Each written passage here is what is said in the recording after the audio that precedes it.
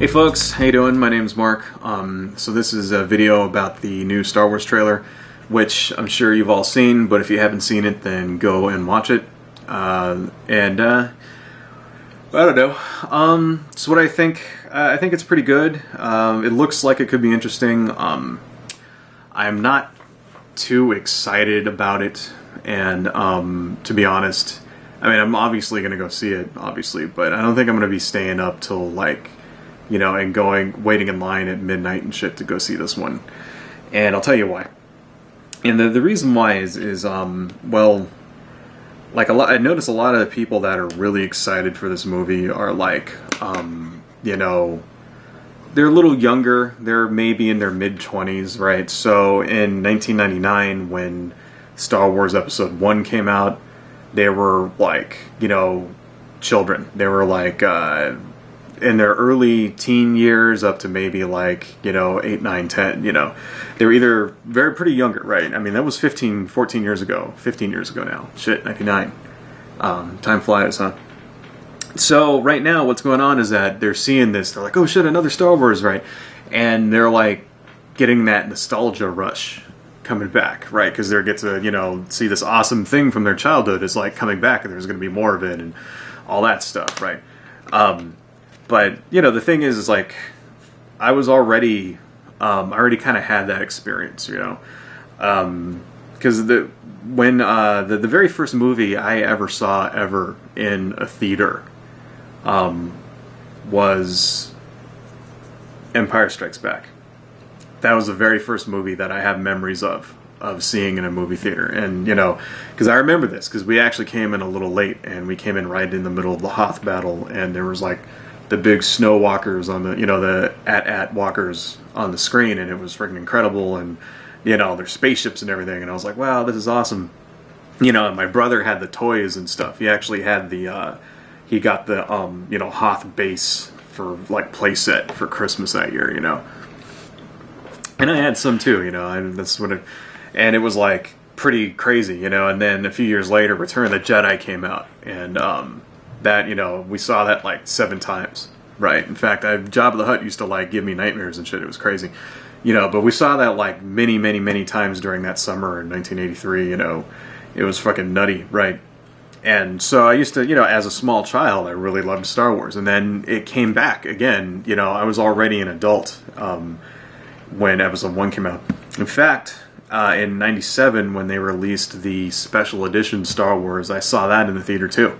I actually went to a sneak preview of that, and it was cool because I didn't know it was Star Wars. I thought it was just like, you know, you go to the mall and you get the guy says, hey, you want some free movie passes to go see this movie, and then you answer a survey afterwards. You know, I thought it was one of those things. I thought I was just going to go see some schloppy movie that, you know, for free or whatever. And it turned out to be fucking Star Wars, dude. And it was crazy because I had no idea. But obviously other people in the theater did, because when I walked in, there were like people like dressed up in costumes and shit. You know, there was like a guy in a freaking Chewbacca outfit, you know, and a girl dressed up like Princess Leia. And when you walk in, they gave everybody a poster and a t-shirt, right? And then they bought McDonald's for the entire theater. Everybody got a burger, fries, and a Coke. And then they gave everybody popcorn and orange juice, right? And all the kids got free action figures, right? This is fucking crazy. It was the special edition Luke, you know, which had a longer blue lightsaber, which if you go on eBay right now is like worth all this money, you know. Theater edition Luke Skywalker, I think.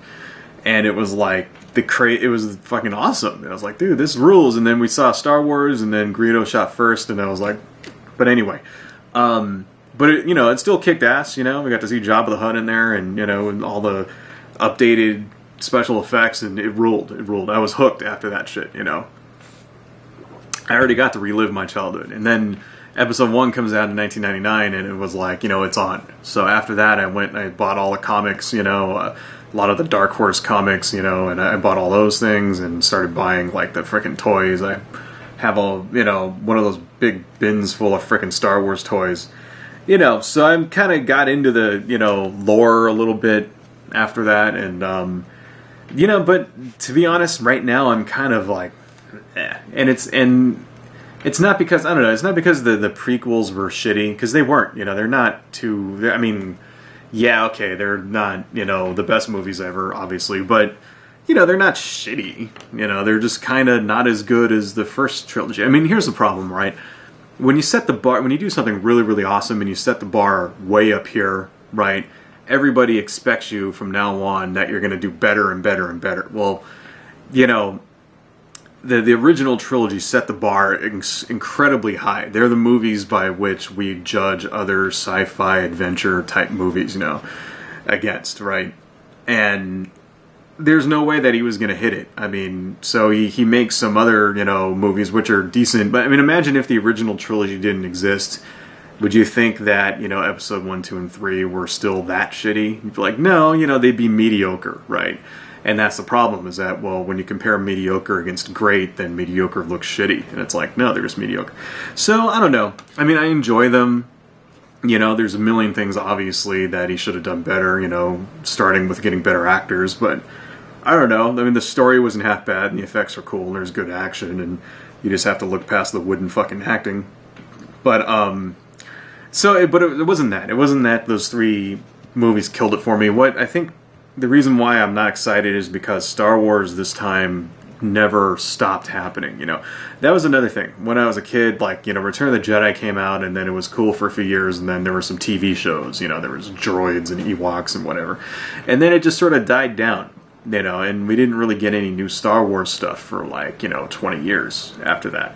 Until, like, the, you know, mid-90s, we started getting comics again, and then, you know, then the movies came out, right? So there was, like, a long period in between the original trilogy and the new trilogy, you know. A long period of just nothing to let, like, demand build up, right?